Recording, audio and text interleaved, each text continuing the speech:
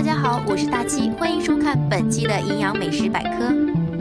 随着天气越来越冷，好多人都出现身体不适的状况，特别是感冒这种疾病出现的最多。大多数人都是因为冬季干燥、嗓子不舒服引起的咳嗽。今天就带大家了解一下可以使用食疗的方式来治疗咳嗽的几种水果。柠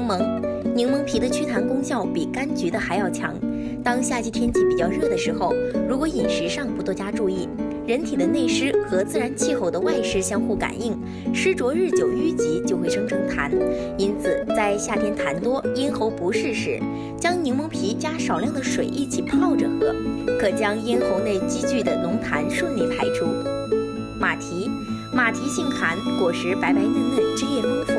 有利于生津止渴，清除胸中烦闷，缓解热病经伤口渴。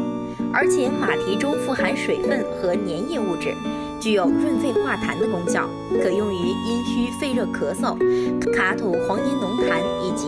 热病经伤的食疗。梨肉脆汁多，酸甜可口，含有大量的维生素 A、胡萝卜素蛋白质，吃生梨还能够解除咽喉干痒痛、声音沙哑等症状。将梨煮熟或者是蒸熟后食用，例如冰糖蒸梨，可以起到滋阴润肺、止咳祛痰的作用，同时对治疗肺热咳嗽和喉咙痛等效果更佳。好了，本期的节目就到这里，喜欢我们的话请点击关注、收藏或转发哦。